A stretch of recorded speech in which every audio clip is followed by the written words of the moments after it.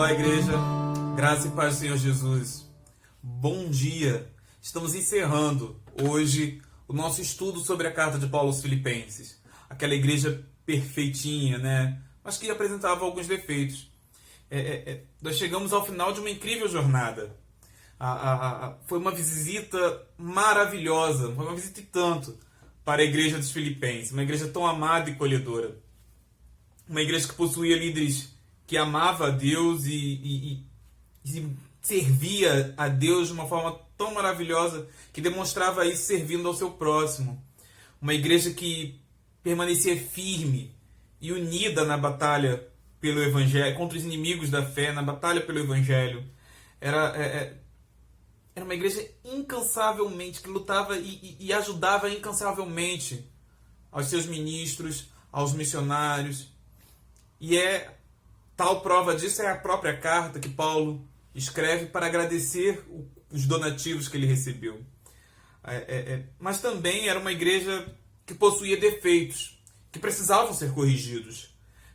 Uma das lições que nós aprendemos nessa viagem à igreja de Filipos é que precisamos aprender a olhar para os nossos erros e buscar a correção divina.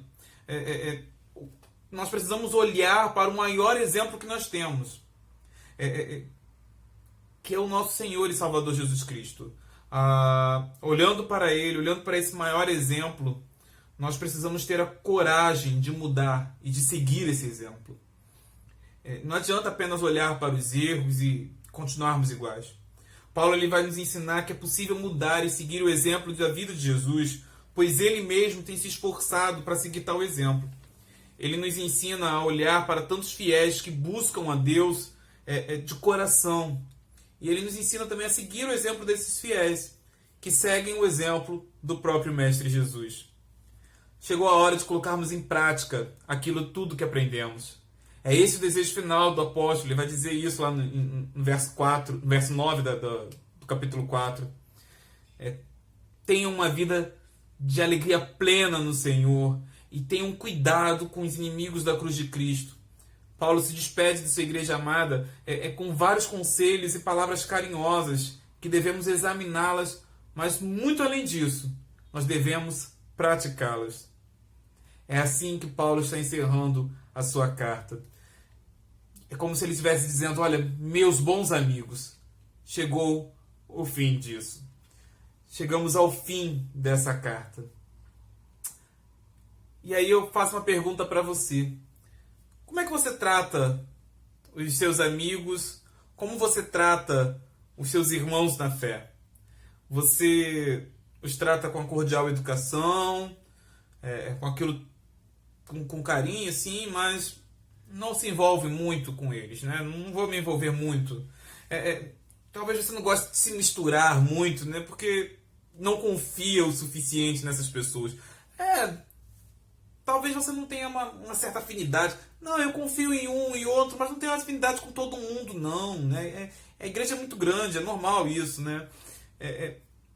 Mas olha bem como é que Paulo fala desses irmãos filipenses. Olha bem como ele fala. Ele diz o seguinte, no verso 1 do capítulo 4.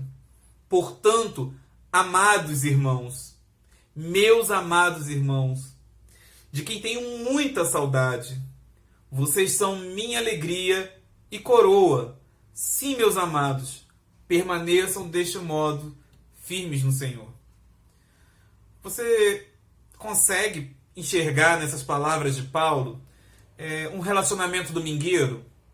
Um relacionamento apenas na escola dominical ou no culto à noite? Você consegue enxergar aqui nessas palavras de Paulo algumas palavras simplesmente educadas, gentis?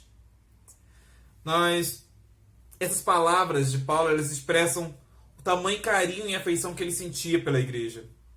E a gente pode examiná-las cuidadosamente. Vejamos a primeira expressão utilizada por Paulo para falar dos filipenses. Ele diz o seguinte: meus amados irmãos. Meus amados irmãos, é um amor profundo. É um amor quase perfeito, consciente, tensionado. É um amor que abarca a personalidade por inteiro. Amor pelos irmãos que fazem parte da igreja de Filipenses encheu o coração daquele que investiu suor, investiu lágrimas e para ganhá-los para Cristo. É amor que enche o coração de Paulo. É amor que enche o coração de Paulo para aqueles a quais ele mesmo se deu sua vida, no sentido de gastou suas energias, colocou sua vida em risco para anunciar a Cristo. É amor, ele tem isso. Amados irmãos, é o amor que enche o coração de Paulo, amor profundo, amor sincero. E ele continua, uma segunda expressão muito, muito bonita é muita saudade, a quais eu tenho muita saudade. Traduz uma palavra que é cheia de emoção, né? Um profundo desejo. É querer estar junto. E querer estar junto surge do imenso amor que Paulo sentia. Você só sente saudade, você tem saudade daquilo que você ama, de quem você tem vontade de estar perto. E é assim para Paulo, assim Paulo sente em relação aos filipenses. E ele ainda fala o seguinte, ele usa uma expressão um pouco curiosa, ele vai dizer: vocês são minha alegria e minha coroa. Alegria e coroa aqui nesse sentido quer dizer que os filipenses eles são a alegria do coração de Paulo. São alegria vinda de um fruto do Espírito, do Espírito Santo, né? O fruto do Espírito é amor, alegria, paz, longanimidade, benignidade, bondade, fidelidade, mansidão e domínio próprio. Esses frutos que são claramente presentes na vida dos filipenses, né? E Paulo vai dizer que vocês não são apenas a minha alegria, vindas do Espírito Santo, frutos do Espírito Santo que vocês demonstram ter, mas vocês também são minha coroa. Essa palavra coroa aqui, ela quer dizer é uma guirlanda, uma grinalda de flores, né? Vocês são um diadema festivo. Paulo está acrescentando aqui uma ideia de celebração, de festa, de festividade. É uma alegria ver vocês. É uma alegria ver o fruto que vocês estão dando. É uma alegria ver o fruto do meu penoso trabalho feito em vocês. É uma alegria. E vocês são a minha honra. Vocês me honram. Ver como vocês chegaram me honram. Essa palavra, essa grinalda, coroa, né? Ela não era uma coroa feita de ouro ou de pedras preciosas, porque ela não simboliza a honra de um rei. Ela não simboliza a autoridade de um rei. Mas ela comunica heroísmo. Eram as coroas que os campeões, os vencedores, né, dos atletas que ganhavam, recebiam aquelas coroas. É uma coroa de honra. É uma coroa que demonstra gratidão, demonstra honra, né? É esse tipo de coroa, é um heroísmo. É assim que Paulo trata. É assim que Paulo trata os filipenses. Você vê que não é um relacionamento qualquer. Você vê que o relacionamento que Paulo fala não é um relacionamento banal ou simples relacionamento. E todo esse afeto resulta num pedido muito especial de Paulo. Resulta num pedido para que os filipenses permaneçam firmes. Mas firmes em quem? Firmes no Senhor. Firmes no Senhor. Somente no Senhor nós devemos permanecer. Somente no Senhor devemos permanecer firmes, em pé. A permanecer firmes dá esse sentido. Permaneçam em pé. Fico em pé. Né? Somente nele, somente no Senhor nós não podemos ser abalados pelos ataques inimigos. Somente no Senhor nós não podemos ser tombados, se levarmos um susto, né, pelos ataques inimigos, porque no Senhor nós podemos permanecer firmes. Firmes contra que ataques? Contra os ataques do diabo, os ataques demoníacos, né? Contra os ataques desse mundo e seu sistema perverso, maldoso, e contra o ataque da nossa própria carne. São esses os inimigos a qual nós devemos permanecer firmes no Senhor. E aí, isso tudo nos leva a entender que a carta de Filipenses ela é tratada, ela é recheada de relacionamentos. São relacionamentos saudáveis. O legal de se ver nessa carta é que ela trata o relacionamento como algo muito importante. Relacionamentos saudáveis são importantes. Paulo vai falar que um relacionamento sincero com Deus, forte, verdadeiro com Deus, vai resultar em relacionamentos saudáveis e duradouros também com o nosso próximo. Com o nosso próximo. Paulo ele fala de relacionamentos o tempo todo na carta. Se nós pararmos para analisar, desde o primeiro capítulo até aqui, até o quarto capítulo, Paulo está tratando de relacionamentos. Né? Veja bem o seguinte, ele dá graças a Deus em suas orações, lá no capítulo 1, e aí ele dá graças a Deus em suas orações, já requer dizer um relacionamento com Deus, né? Pelo que ele lembra de tudo que viveu com os filipenses, com eles. Né? Então, quer dizer, é um relacionamento com irmãos. Ele vai dizer também que ele pede a Deus que o amor dos filipenses aumentem cada vez mais e mais. Quer dizer, um relacionamento um com o outro. E tudo isso para que esse amor que eles sentem um pelo outro glorifiquem e louvem a Deus. Quer dizer, relacionamento com Deus mais uma vez. Ele pede mais de uma vez, ele vai pedir aos filipenses mais de uma vez que eles permaneçam firmes, unidos no Senhor. Unidos como uma só mente. Unidos como uma só mente, que eles lutem juntos, que eles batalhem a mesma batalha, que eles sejam servos uns dos outros e eles se alegrem no Senhor. Veja que Paulo ele fala de relacionamentos uns com os outros, relacionamentos de Deus que são refletidos no nosso relacionamento interpessoal. E eu queria trazer para vocês um relato, para vocês verem como relacionamentos é algo importante e se tornou uma marca importante da igreja de Filipos. Anos depois da carta de Paulo ser escrita, anos depois da carta de Paulo ter chegado aos filipenses, depois da sua morte, etc., os filipenses eles recebem uma outra carta escrita pelo bispo de Esmirna, tá? Policarpo. Essa carta foi escrita provavelmente entre o ano de 110 a 140 depois de Cristo. Então provavelmente já tem aí uns 60, 70 anos depois da carta de Paulo. E Policarpo, esse bispo de Esmirna, ele vai escrever para a igreja dos filipenses várias exortações, vários pedidos, pedindo para que eles se relembrassem dos ensinamentos que Paulo tinha dado a eles através na sua carta, né? E ele vai falar, e Policarpo vai tratar sobre um líder, um presbítero da igreja de Filipos, chamado Valente, que havia se perdido e havia pecado. Policarpo vai dizer que ele deixou-se levar pelas ambições do mundo, deixou-se levar por desejos pecaminosos. É assim que Policarpo vai tratar na sua carta. E ao tratar sobre isso, ao tratar sobre Valente, eu vou ler para vocês um trecho da carta dele.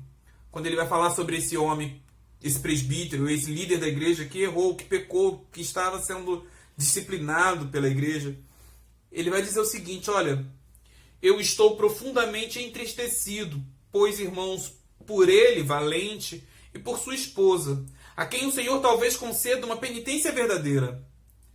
E sejam vocês sóbrios em atenção a este assunto, e não os olhe como inimigos. E não os olhe como inimigos, mas chame-os de volta como membros sofredores e perdidos, pois vocês devem salvar todo o corpo.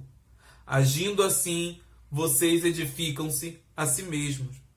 Vocês percebem quão profundo é ter relacionamento naquela igreja? Restaurar relacionamentos enfraquecidos ou até mesmo rompidos era algo particularmente muito requerido aos filipenses. Muito requerido aos filipenses.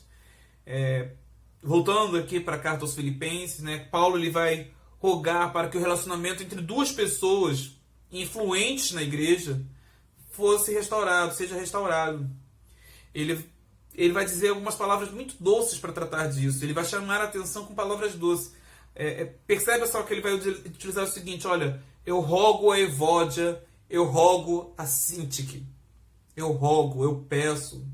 Eu não estou mandando, eu não estou usando da minha força, não estou usando da minha posição, mas eu peço com carinho, eu peço com amor para que vocês vivam harmoniosamente. Você pode pensar assim que Paulo repetiu essa palavra rogo, né, eu peço, de maneira despretensiosa. Mas na verdade ele está dizendo o seguinte, ele repete a palavra para demonstrar o mesmo desejo, o mesmo afeto que ele sente por ambas as pessoas. Tanto por Evódia como por Sintique.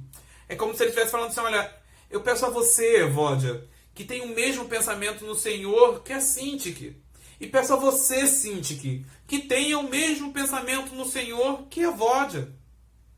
Ele está pedindo que elas possam refletir sobre o fato de seu Senhor ter sido e ainda é muito gracioso com elas. Muito gracioso com elas. E que a sua súplica e atual desarmonia não corrobora com a sua causa.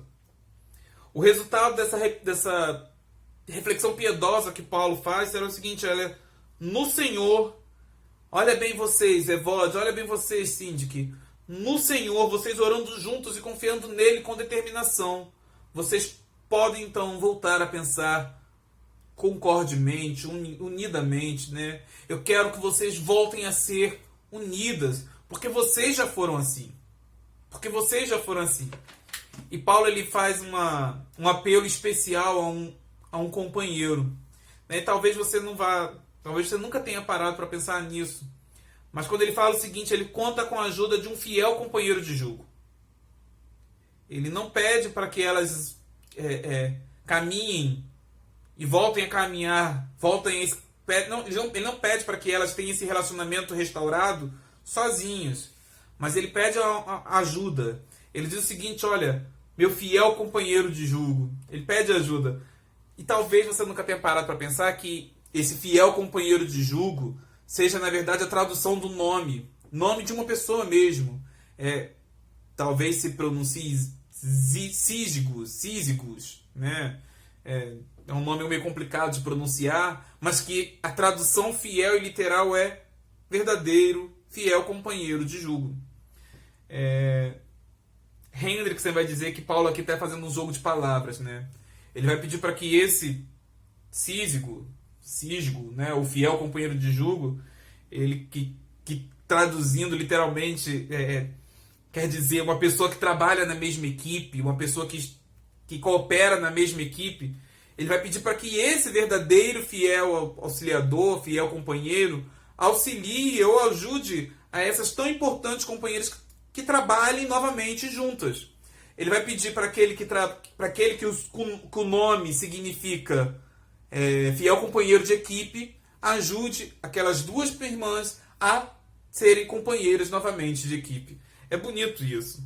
Novamente, porque elas já trabalharam juntas. Paulo vai falar sobre isso. Elas trabalharam junto com ele, lá em Clemente também, né? Na pregação do Evangelho.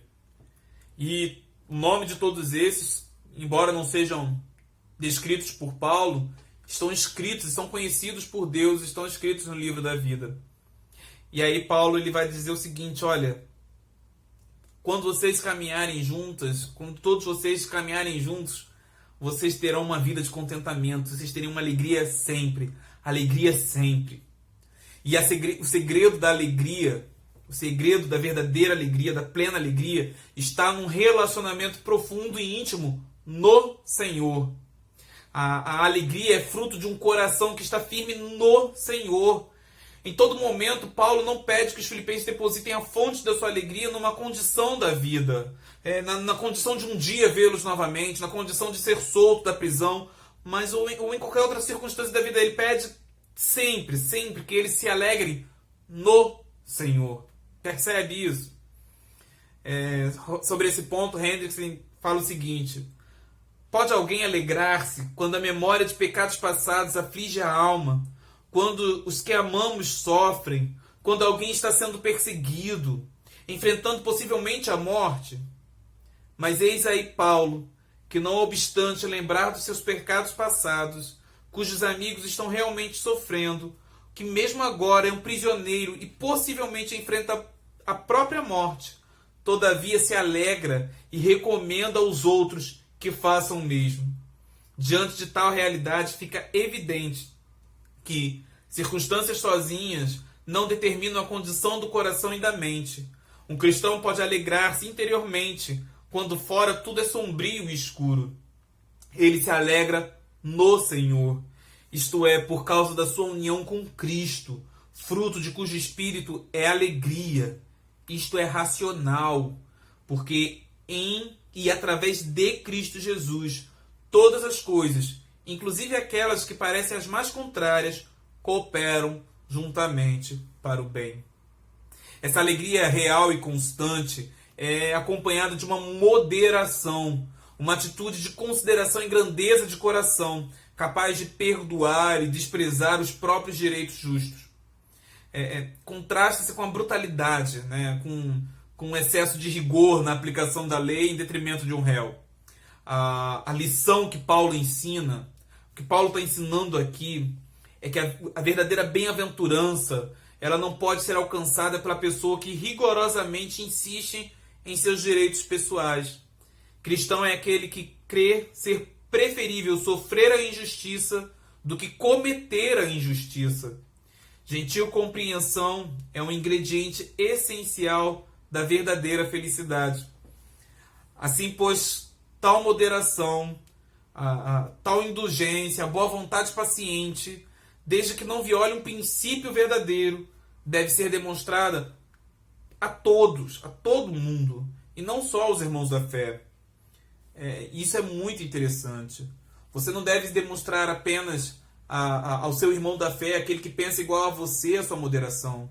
Você não deve demonstrar apenas àqueles que agem igual a você, que vivem igual a você, o quão piedoso e justo você é. Mas você deve demonstrar a todos, sem exceção. A todos, sem exceção. Paulo ele vai dar um alerta aos irmãos filipenses. Ele vai dizer assim: perto está o Senhor.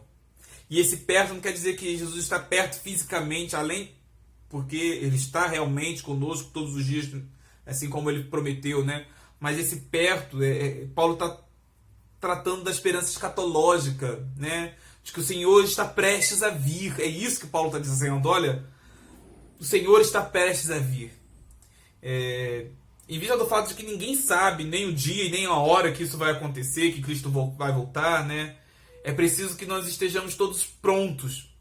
É preciso que todos nós estejamos trabalhando e vigiando o tempo todo. Na vinda do Senhor, todos os nossos erros serão corrigidos. E todos nós, crentes em Cristo Jesus, estaremos na presença dele, na presença de Deus, na presença do nosso Senhor, plenamente justificados por sua obra na cruz. Paulo prossegue preocupado com o bem-estar dos filipenses, e ele vai dizer o seguinte: ele pede para que eles não fiquem ansiosos, preocupados com coisa alguma. Ele apresenta aqui a ideia, no seu aspecto negativo, de preocupar-se excessivamente, né? Essa ideia, ela significa não encher-se de ansiedade, né? Não inquietar-se. Tal inquietação pode ser pela comida, pelo que vai beber, pelo que vai vestir, ansiedade pelo dia de amanhã, que você não sabe o que vai te esperar, né? Pela vida, pela maneira como responder a uma acusação, por muita coisa. O remédio para a inquietação que Paulo apresenta é a oração. Vocês não devem ficar preocupados com coisas nenhuma. Vocês não devem ficar ansiosos com coisa alguma. Antes, ore, entregue a Deus aquilo que a sua alma anseia, almeja, aquilo que sua alma está inquieta, através da oração, através da súplica e com ações de graças.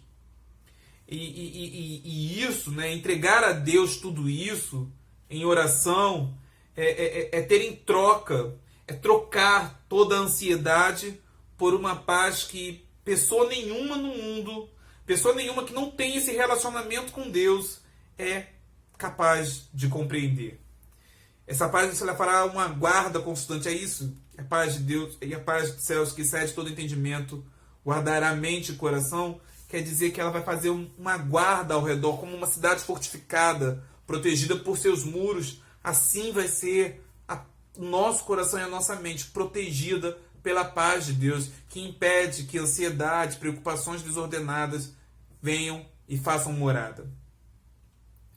E aí nós chegamos numa outra exortação de Paulo, né? Paulo ele vai apresentar agora uma peneira, a peneira do pensamento.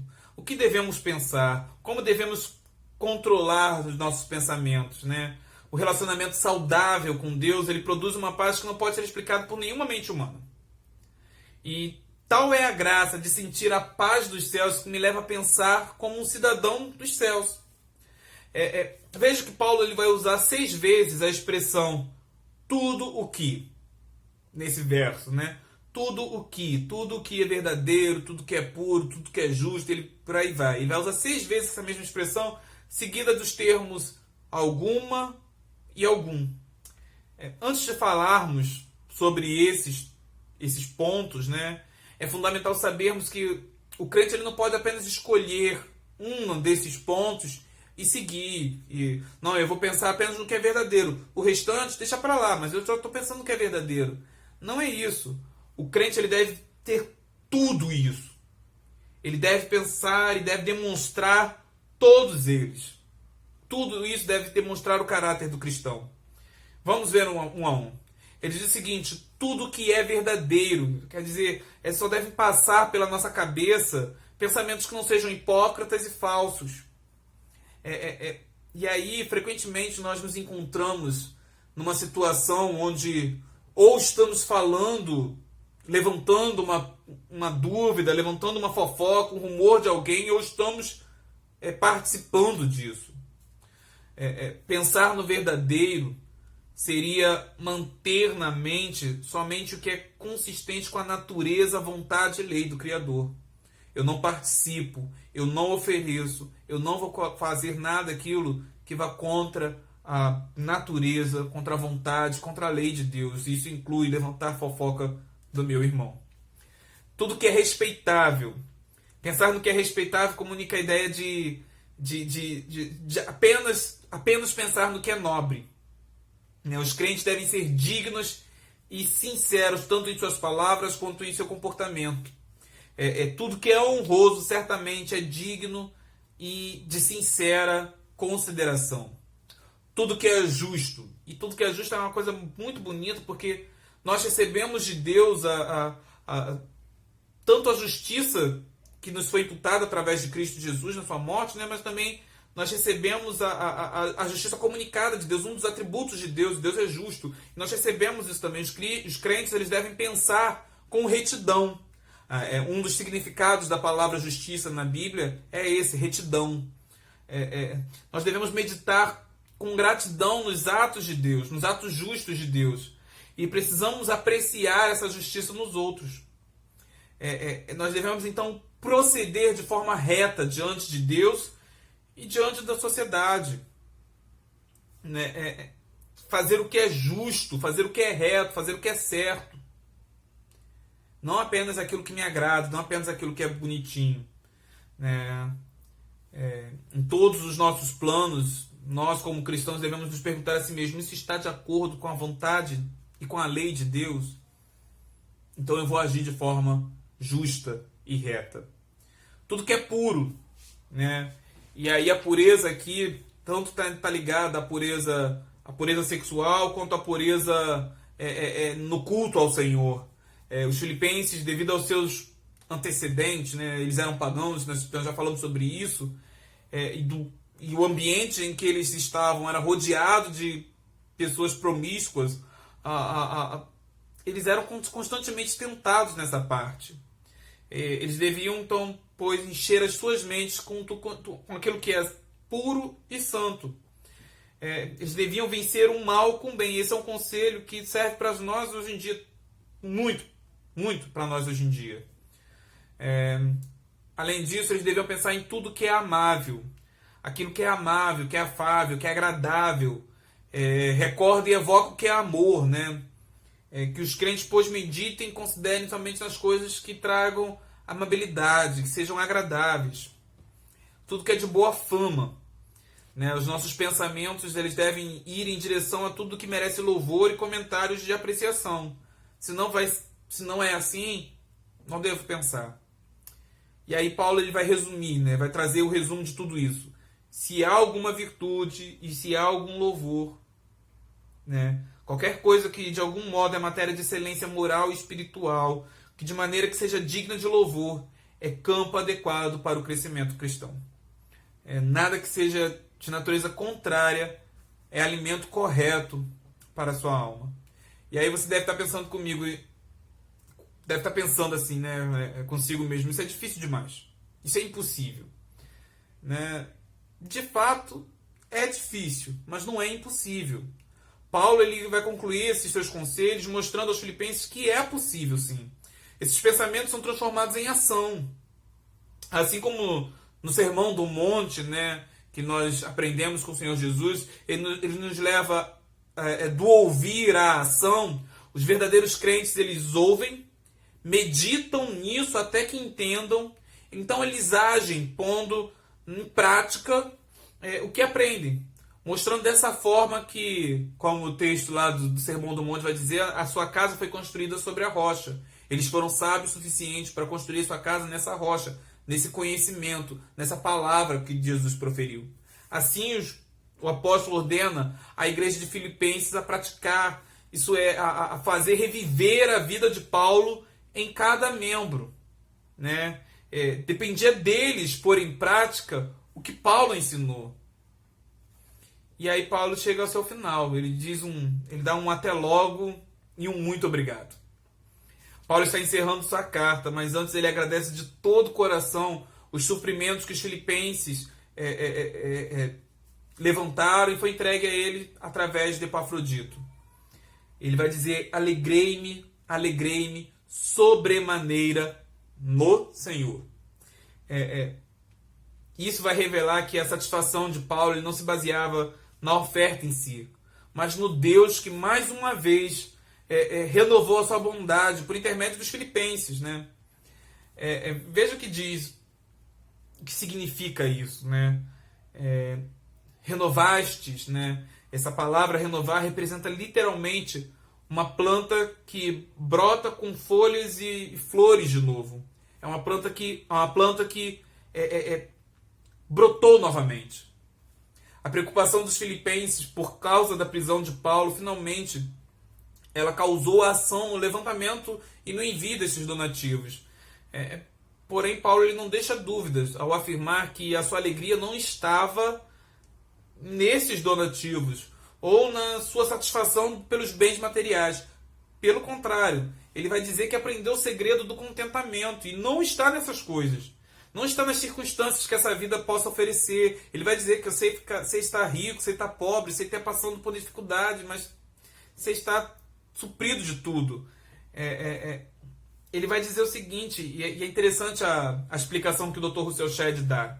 Ele explica esse texto da seguinte forma. Paulo ele vai dizer o seguinte, que tudo, né, todas as coisas ou circunstâncias eu tenho força, eu posso aguentar naquele que está me fortalecendo, né?